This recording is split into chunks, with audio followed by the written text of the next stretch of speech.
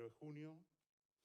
Han pasado ya 3 meses desde que empezó el brote de pandemia por coronavirus en nuestro país.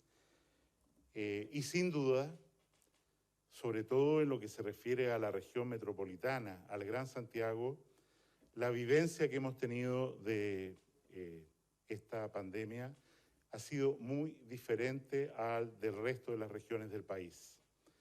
En general, en este brote que partió intensamente en la región de Magallanes, en Punta Arenas, vinculado probablemente a la llegada de múltiples cruceros, en todas las ciudades o regiones del país hemos vivido más o menos lo mismo. Y es que ha habido un aumento muy importante de casos, demanda de hospitalización, necesidad de políticas muy estrictas desde el punto de vista de la salud pública, de testeo, aislamiento, en un periodo determinado, normalmente 4 o 5 semanas, sin que ello signifique que todo ese periodo está en cuarentena, la ciudad o la región, el número de casos nuevos empieza a decaer. Tenemos, una vez que se levantan las medidas de restricción, pequeños, si se quiere, crecimientos en el número de casos, y esto se amortigua en el curso de las semanas siguientes. Y es así como al sur de la región metropolitana, excluyo la región de O'Higgins, que hasta aquí ha tenido una afectación muy escasa por esta pandemia. La mayoría de las regiones ya ha visto pasar esta enfermedad y hemos tenido muy pocos casos nuevos y una demanda relativamente pequeña sobre la red hospitalaria, salvo, por supuesto, aquellos casos que se derivan, sobre todo de la región metropolitana, para ser atendidos en hospitales que tienen capacidad para hacerlo. Destaco especialmente el Hospital de Talca, el Hospital de Concepción, el Hospital de Rancagua, como lugares donde hemos derivado pacientes de la región metropolitana. No cabe ninguna duda que, sobre todo en lo que se refiere a Tarapacá y la región metropolitana, insisto, el sistema de salud está extraordinariamente exigido, pero igual como está de exigido por el mandato del presidente de la República, que ha comprometido recursos del Estado importantes para esto, hemos ido aumentando sistemáticamente la capacidad, ¿no es cierto?, por ejemplo, de ventiladores mecánicos.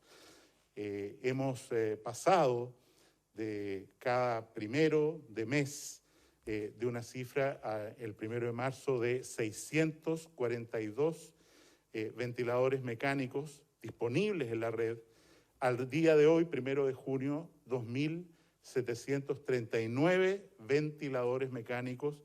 Esto quiere decir que hemos cuadriplicado o más la capacidad de atender con los recursos más sofisticados a las personas que así lo necesitan. Y esto sigue aumentando. Estos 2.739 respiradores no incluyen los 140 llegados en las últimas 12 horas, ni tampoco los 120 que van a llegar mañana, para seguir fortaleciendo la red de atención de salud en la forma que hemos conocido. Y es por eso que seguimos haciendo todos los esfuerzos y sacrificios para que las personas que requieren atención de salud intensiva o incluso hospitalización más básica la tengan y puedan recuperarse de esta enfermedad. En la misma línea, hemos fortalecido nuestra capacidad de vigilancia y esto se reduce o se circunscribe muy particularmente a los exámenes de PCR. Estamos aumentando la capacidad hoy día a 22.000 exámenes diarios. Somos de los países del mundo que más testeo, desde luego en América, que más test hace por millón de habitantes. Y es así como hemos llegado a más de 500.000 de exámenes de PCR realizados. El 31 de mayo, 582.000 exámenes, y seguimos haciendo todos los días del orden de 16, 17.000 exámenes, y vamos a subir, como insisto, para tener la mejor estrategia de contención de esta pandemia, esta capacidad de testeo, incorporando más y más laboratorios, como de hecho ocurre todos los días. Un pilar fundamental de la estrategia que hemos tenido en todo el país y que debemos acentuar en la región metropolitana, en la región de Valparaíso, en la región de Tarapacá, es desde luego el aislamiento de los contactos y de los casos que pueden diseminar, producir infección en otras personas. Y es por eso que la estrategia de residencia sanitaria se transforma en algo tan crucial. Nos hemos comprometido, hoy día lunes, de aquí al día viernes, a llegar a 10.000 cupos, sobre todo en la región metropolitana, concentrados en la región metropolitana, de residencias sanitarias. Vamos en 90, y cada Seremi está haciendo todos sus esfuerzos por identificar a los casos y a los contactos para garantizar que tengan el aislamiento que se requiere en una estrategia que va a ser muy prolongada, como lo hemos señalado, porque una vez que una ciudad, una comuna salga de cuarentena, esta estrategia va a tener que ser muy vigorosa para evitar rebotes, dada la cantidad de población que queda susceptible a contraer la enfermedad porque en la primera ola no la contrajeron. Evidentemente, cada vez más aparece la pregunta: ¿cuánto tiempo debe durar una cuarentena? La cuarentena, lo sabemos, es una medida extraordinaria que produce efectos adversos muy duros y que empieza a agotarse en la medida en que pasan los días. Cada día hay más personas multadas, detenidas durante el toque de queda porque no respetan cuarentena, porque salen sin permiso, y es natural, insisto, que mantener con fuerza, y en eso está el gobierno, con fuerza, estas medidas de aislamiento y cuarentena son muy complejas y han sido complejas en todo el mundo. Y es por eso que nosotros no nos atrevemos, porque la experiencia a lo largo del país ha sido diferente, de acuerdo a la evolución de la enfermedad, a decir cuánto podría durar una cuarentena en la región metropolitana, pero esa decisión se va a tomar este miércoles, se va a revisar los datos. Vemos algunas luces de esperanza en varias comunas, en el sentido que el número de casos nuevos tiende a la disminución, pero sin adelantar ninguna decisión. Vamos a tener el informe el día miércoles y vamos a tomar, en conjunto con el Comité de Crisis que preside Su Excelencia el Presidente de la República, vamos a tomar decisiones respecto a las cuarentenas que afectan hoy día a la región de Tarapacá y, por supuesto, al Gran Santiago. Pero quiero insistir, la cuarentena no es un tratamiento que carezca de efectos adversos. Tiene efectos adversos muy graves, y los más severos los sufren las personas de menores ingresos, de menores recursos, de condiciones de vivienda, de hacinamiento, donde la autoridad sanitaria, la Seremi de Salud, tienen que actuar para permitir que esas personas, como ya he repetido, hagan su aislamiento en un lugar designado distinto a su domicilio. La reunión con Su Excelencia el Presidente de la República el día de ayer fue más larga que lo habitual.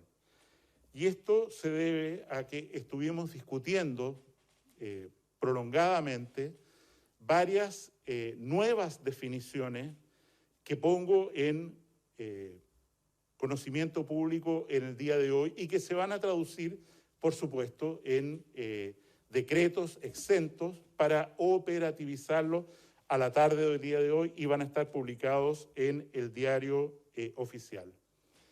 Lo primero es que tenemos una diferencia significativa entre lo que denominamos casos activos, vale decir, personas que tienen capacidad de contagio, entre lo que reporta el informe de epidemiología, que es el informe que se entrega a la Organización Mundial de la Salud, el informe definitivo de la evolución de la pandemia en nuestro país y en el mundo, y lo que se informa diariamente. Y esto obedece fundamentalmente a que los dos informes consideran criterios diferentes.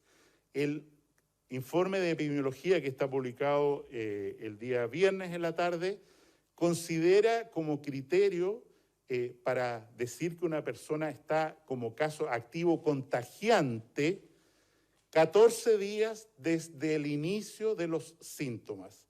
El informe que entregamos nosotros diariamente señala como fecha de inicio de los 14 días el momento de la confirmación del diagnóstico por un PCR positivo. De ahí corren 14 días hacia adelante. Y en ese contexto, el número de pacientes activos, que en realidad significa un riesgo de infección a otros, de acuerdo al informe epidemiológico, es menor del que reportamos diariamente en el informe diario, debido a que tienen dos criterios que no se han homologado y que vamos a homologar a partir del día de mañana. Quiero decir, igual como el informe de epidemiología, vamos a considerar un caso activo contagiante a las personas desde el inicio de sus síntomas, que es una información cada vez más precisa y confiable, como no la teníamos al principio, y no considerar el inicio del periodo de contagio, aquel momento en el que la persona tiene un examen de PCR positivo. En segundo lugar, tenemos un desfase en casos notificados como activos y aquellos que están notificados por el informe de epidemiología. Según el informe de epidemiología, tenemos 1.862 casos activos más que los pacientes que informamos día a día, y esto también se va a corregir en el informe diario de mañana. Esta disparidad obedece a que el informe de epidemiología contempla los PCR positivos rescatados de un laboratorio, independiente si el médico que informa del caso de la persona cambió su estatus a caso confirmado con PCR positivo o no. Entonces, lo que hemos hecho hace varios días es, independiente si hay un caso sospechoso en Epivigila y no está informado como PCR positivo en la base de datos, pero sí en la base de laboratorios ya aparece como positivo y el médico, la enfermera no han cambiado la categoría en Epivigila, preferimos conservadoramente incluirlos como casos, e insisto, eso representa un cambio de 1.862 personas en la base. Y lo tercero es que hemos decidido ampliar el criterio de fallecido atribuible a coronavirus. Hasta hoy se consideraba que una persona era asignable su muerte por o con coronavirus cuando se cumplían dos condiciones. Primero, tenía un certificado de función con la palabra COVID en cualquier lugar del certificado de función, y en segundo lugar, cuando tenía confirmación de un PCR positivo. Hemos decidido, en acuerdo con las recomendaciones de la OMS, incluir también como caso fallecido atribuible a COVID a aquellas personas que tienen un certificado de función, primera condición, pero que además tienen un PCR tomado y todavía no está informado. Y esto significa, ¿no es cierto?, que en un número leve, pero que puede ser significativo a la larga, el número de fallecidos que vamos a reportar todos los días va a aumentar producto de que estamos incluyendo una nueva categoría por recomendación, insisto, de la OMS en relación a lo que debe ser esta definición. Pasando al informe del día, el mundo ya supera los 6 millones de casos, con 370.000 fallecidos, y en el criterio que estoy señalando, que está adoptado por nuestro Departamento de Epidemiología, hay 2.652.000 personas recuperadas. En América, en la que vivimos, sigue siendo Estados Unidos el país con más casos y fallecidos, y el número de fallecidos le siguen Brasil, México, Canadá y Perú, en ese orden decreciente que he mencionado. En relación a los casos nuevos en el país, como se ha señalado, estamos haciendo un esfuerzo grande. Ayer se notificaron 19.000 exámenes o más. Hoy día notificamos la segunda cifra histórica de exámenes realizados. El número de casos nuevos se eleva a 5.471 casos, de los cuales 389 son personas que han cursado la enfermedad asintomática. De acuerdo al decreto publicado el día sábado en el Diario Oficial, se ha incluido ya formalmente la categoría de casos probables, en lo que no me extiendo porque se ha explicado largamente, y esperamos en los próximos días también empezar a reportar, cuando lo identifiquen de esa manera en la base de datos los médicos tratantes que hacen los diagnósticos, los casos probables que vamos a tratar todos los días como si fueran casos activos para los efectos de licencia y cuarentena. La cifra total de personas diagnosticadas con COVID en Chile son 105.159, y de las cuales hasta hoy, insisto, se han recuperado 44.946. Este número, por las razones metodológicas que he señalado, probablemente aumente el día de mañana. Han fallecido en las últimas 24 horas 59 personas. Esto eleva el número de fallecidos, desgraciadamente, en Chile a 1.113 personas fallecidas por o con COVID, de acuerdo a la definición que hemos tomado.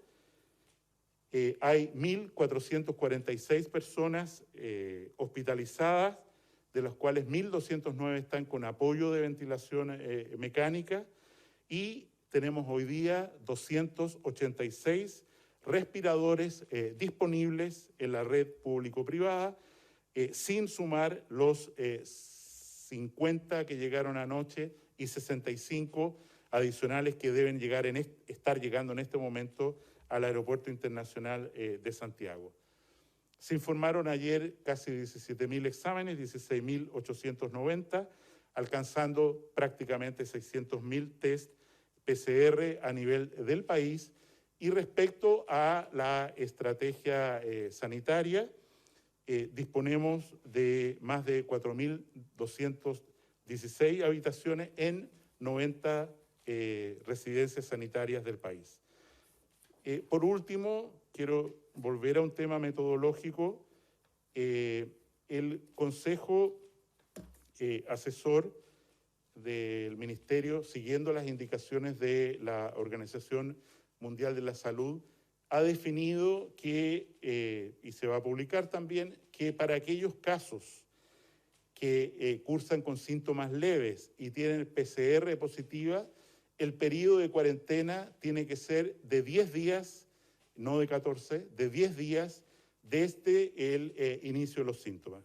Esto motivado fundamentalmente porque la evidencia, como ellos citan, internacional, es muy potente en el sentido de que después del 8º día, desde el inicio de los síntomas, la posibilidad de contagiar, de que una persona que está sufriendo esta enfermedad contagie a otros, es prácticamente nula, y es por ello que ellos han recomendado esta variación en el periodo de cuarentena para los casos levemente sintomáticos que tengan confirmación de la enfermedad y que al 10º día no tengan síntomas y puedan entonces terminar con su periodo de aislamiento, porque la posibilidad que ellos sigan contagiando se reduce, según el Consejo, prácticamente a cero. Sin decir más, se abre espacio para las preguntas relacionadas, ojalá, a aclaraciones del reporte de hoy día, que tiene mucha densidad de conceptos que me gustaría, si no han quedado claros, poder reexplicarlos o explicarlos mejor de lo que he podido hacer hasta este momento. Se ofrece la palabra. Ministro, buenos días. ¿Qué criterio se usó para el decreto que se publicó el día sábado que permite terminar el confinamiento con PCR negativo y sin cumplir los 14 días de cuarentena? Como se sabe, ¿no es cierto?, el Ministerio tiene la obligación de recoger la mejor evidencia del mundo, tiene su equipo de epidemiología también, y es en ese contexto que se ha publicado este decreto que, para corregirla a usted, no tiene novedad. Desde siempre ese párrafo que señala que una persona hace cuarentena hasta que el PCR, que como hemos dicho e insistido, no debería hacerse antes del 5º día, sale negativo, termina la cuarentena, y es ese el criterio que hemos usado, no desde este decreto que reitera lo dicho antes, sino desde el principio. Ministro, la Seremi de Salud recomendaba, a nosotros mismos acá en La Moneda nos recomendaron 14 días de confinamiento a pesar de un PCR negativo. Y además le preguntábamos esto porque el Consejo Asesor COVID-19 recomendó en su minuta del 23 de mayo que el confinamiento sea de 14 días a pesar de un PCR negativo. Lo mismo comunicó ayer la Sociedad Chilena de Infectología. Ya respondí a la pregunta, gracias. No, ministro, no ha respondido a la pregunta. ¿Por qué no sigue los lineamientos del Consejo COVID-19? Y también, le repito, la Seremi de Salud determinaba 14 días de confinamiento a pesar del PCR negativo. Por favor, si nos puede responder. Ya respondí a esa pregunta, gracias.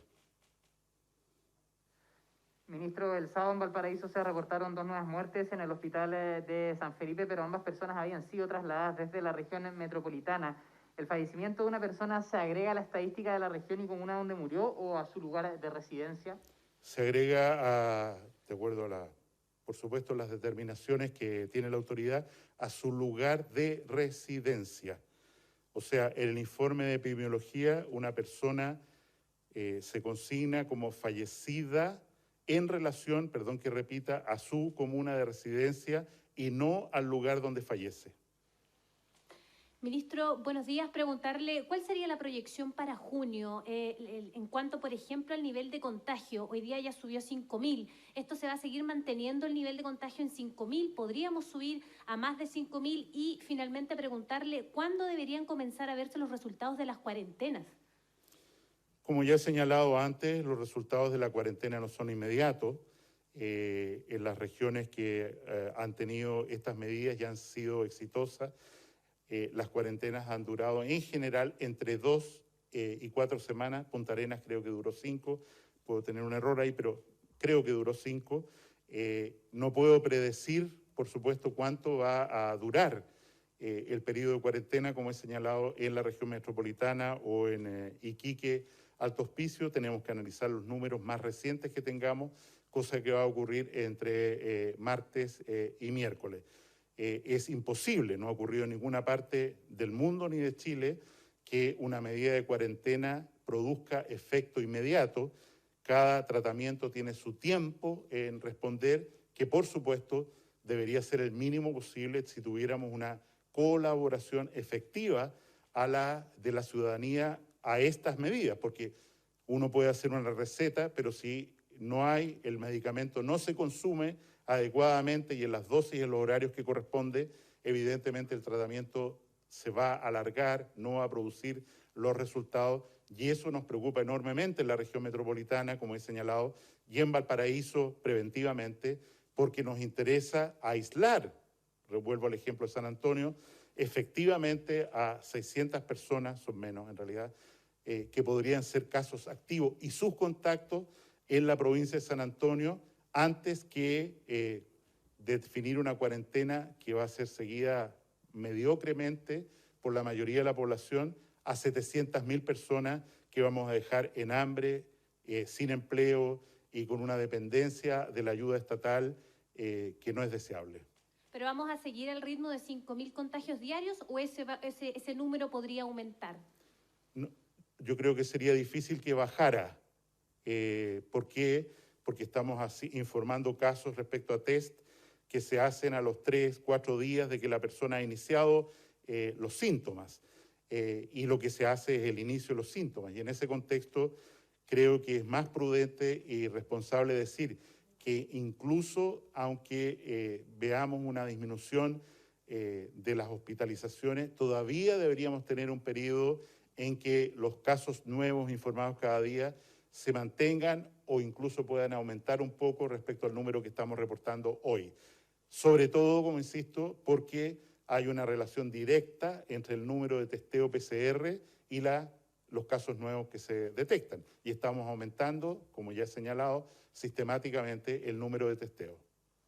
Según las proyecciones del MinSal, para hoy día, para el 1 de junio, era estimable que hubieran cerca de 3.000 camas en el sistema de salud público. Sin embargo, también un reporte de la SOCHIMI da cuenta de que hasta el día de hoy hay en promedio, según los datos de la SOCHIMI, 2.300 camas. Hay un desfase de 1.000 camas que se diferencia entre la proyección del MinSal y la SOCHIMI. ¿Cuál es la situación con respecto a ese tema? Yo creo que es importante señalar que en el informe de camas disponibles con ventilador, nosotros no incluimos solo a las unidades de tratamiento intensivo. Hay unidades de tratamiento intermedio que están usando ventiladores puestos en urgencia, y en ese sentido está esa diferencia. No conozco el informe de hoy, para ser sincero, en la Sociedad Chilena de Medicina Intensiva, pero lo importante es que se está haciendo un esfuerzo dramático, duro, de personal y de tecnología para que mantengamos una reserva de ventiladores mecánicos como el señalado hoy día, que ha llegado a 280 y que gracias a la llegada de los respiradores de las últimas 24 horas, afortunadamente vamos a superar de nuevo los 300 de reserva para usar en quienes lo necesiten. Ministro, buenos días. Entramos al tercer mes de esta crisis sanitaria con más de 100.000 contagios, más de 1.000 muertes. Honestamente, ¿esperaba esas cifras? ¿Estas proyecciones coinciden con lo que usted pensaba al principio de la crisis?